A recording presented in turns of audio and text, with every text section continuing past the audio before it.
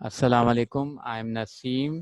आज मैं आपसे डिस्कस करूँगा crystalline solids and amorphous solid के बारे में। इनके दरमियान में क्या डिफरेंस है वो हम डिस्कस करेंगे। इससे पहले हम वीडियो में फिज़िक्स में पढ़ चुके थे कि किस तरीके से पी एन जंक्शन डायोड बनता है, किस तरीके से एन टाइप सेमीकंडक्टर और पी टाइप सेमीकंडक्टर बनते हैं। ठीक है, तो वो चीज़ हमने पढ़ी थी। तो उसी चैप्टर में क्रिस्टलाइन सॉलिड और अमॉर्फस सॉलिड भी मौजूद है। तो हम इसको डेफिनेशन की हद तक और बुनियादी चीज़ें जो है उनके दरमियान में हम डिफरेंस जो है वो देखेंगे, वो क्या है, इनकी जो प्रॉपर्टीज़ हैं उनमें क्या डिफरेंस है वो हम देखेंगे। Number 1, crystalline solids.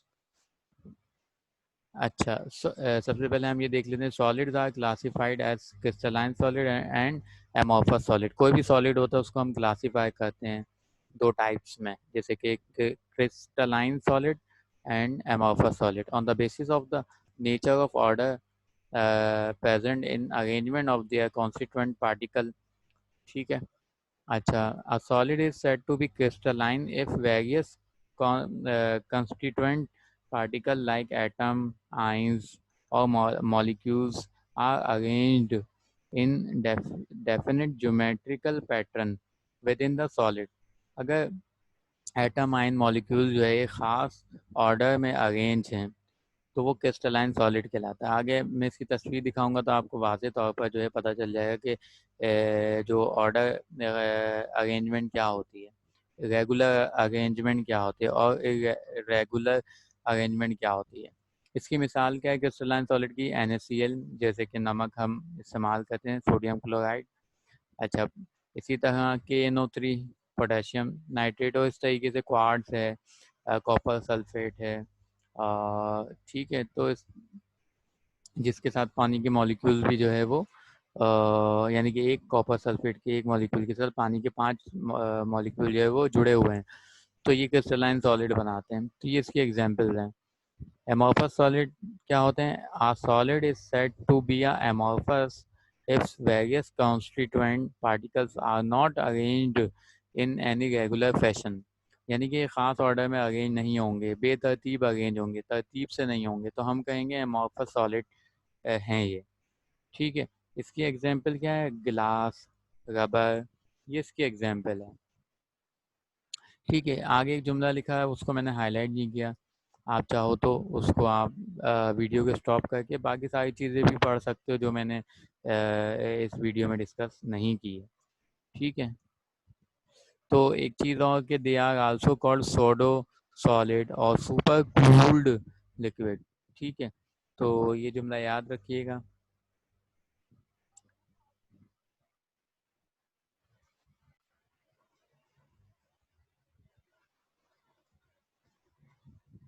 अच्छा, अब हम बात करेंगे मुख्तलिफ तरीक़ों से इनके दरमियान में क्या क्या डिफरेंसेस हैं। Number 1, geometrical shape. ये हम प्रॉपर्टीज़ को डिस्कस कर रहे हैं। अच्छा, crystalline solid have definite geometrical shape due to definite and orderly arrangement of particles in the three-dimensional space, while amorphous don't have an orderly arrangement of particles and therefore don't possess a definite geometrical shape. Geometrical shape की अगर हम बात करें, crystalline solid की definite geometrical shape होती है 3D, ये तीनों डायमेंशंस में। जैसे कि अगर हम बात करें एक्स एक्सिस में, वाई एक्सिस में और जेड एक्सिस में, तो आपको हर जगह एक जैसा नज़र आएगा क्रिस्टलाइन सॉलिड में स्ट्रक्चर, जबकि एमॉर्फस सॉलिड में ऐसा नहीं होगा। तो डेफिनेट ज्योमेट्रिकल शेप नहीं होती एमॉर्फस सॉलिड में। ये इसकी मिसाल है। नो फिक्स पैटर्न और रेगुलर पैटर्न, जैसे कि आपको नज़र आ रहा है यहाँ पे एटम, आयन या मॉलिक्यूल एक ख़ास पैटर्न में, एक ख़ास ऑर्डर में जो है अरेंज है, जबकि यहाँ पर ऐसा नहीं है एमॉर्फस सॉलिड के मामले में। अब बात कर लेते हैं मेल्टिंग पॉइंट की। मेल्टिंग पॉइंट क्या होता है कि एक ऐसा पॉइंट जहाँ पर कोई भी सॉलिड जो है वो लिक्विड में कन्वर्ट हो जाता है, तो उस पॉइंट को हम कहते हैं, उस टेम्परेचर को कहते हैं मेल्टिंग पॉइंट।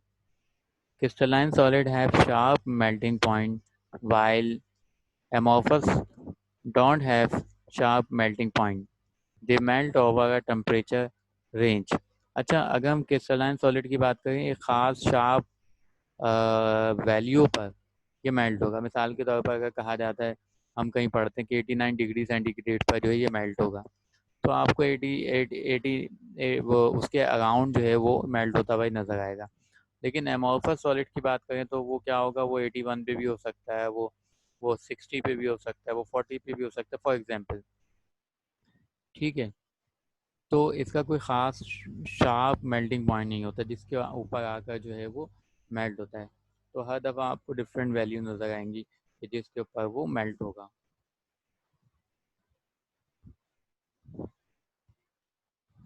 अगर हम सिमेट्री की बात करें, सिमेट्री का मतलब ये होता है कि अगर आप इसको कहीं से भी देखें, किसी भी एंगल से देखें, तो वो आपको एक जैसा नज़र आएगा। तो वो कहलाती है सिमेट्री। आप लेफ़्ट साइड पे खड़े होकर देखें, राइट साइड पे खड़े होकर देखें, तो आपको एक जैसा नज़र आएगा। Crystalline solid have crystal symmetry while amorphous don't have crystal symmetry। नीचे नीचे आपको तस्वीर भी नज़र आ रही है, यहाँ से आपको समझ में आ रहा होगा।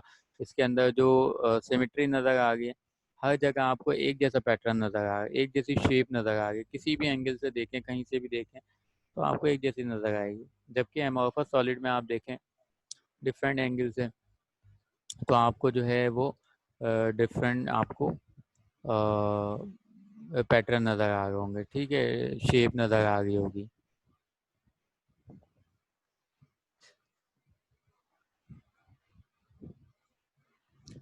अच्छा, हीट ऑफ फ्यूजन।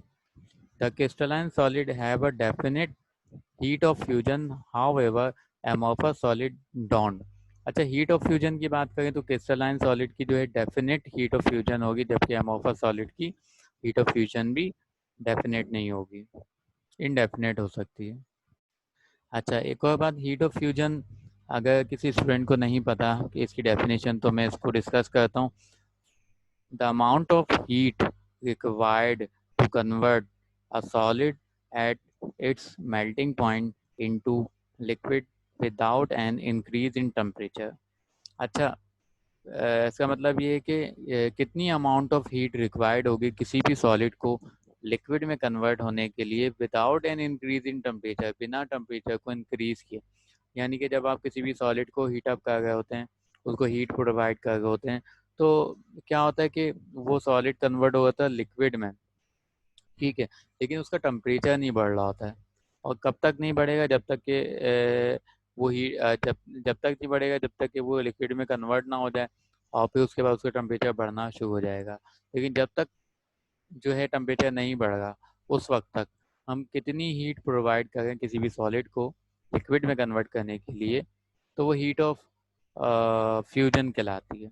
लेकिन जहाँ टेम्परेचर बढ़ना शुरू हो गया, उसके बाद जो भी हम हीट दे रहे हैं, वो हीट ऑफ फ्यूजन में काउंट नहीं होगी, वो एक्स्ट्रा होगी।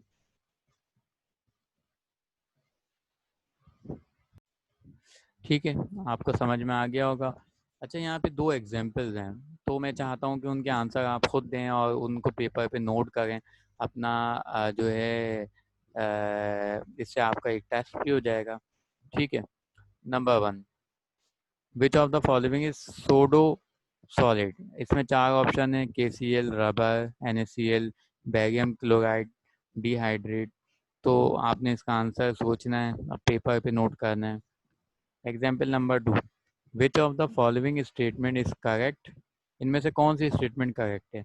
अच्छा, मैं बताता चलूँ कि इसमें एक स्टेटमेंट भी करेक्ट हो सकती है, दो भी हो सकती है, तीन भी हो सकती है, चार भी हो सकती है, एक भी नहीं हो सकती। ठीक है, तो ये आपने सोचना होगा। ए, amorphous solid show anis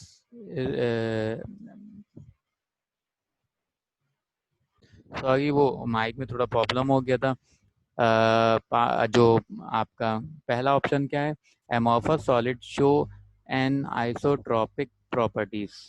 अच्छा, बी क्या है, crystalline solid show an isotropic property. C option है, amorphous solids can be crystalline on slow heating। D है, crystalline solids have definite shape and volume। अब आपने इनका आंसर सोचना है, ठीक है, और बाद में मुझे बताना है। ठीक है। अच्छा, नेक्स्ट वीडियो के लिए हम इसको यहीं तक रखते हैं, और हम नेक्स्ट वीडियो में इंशाल्लाह हम दूसरे टॉपिक डिस्कस करेंगे।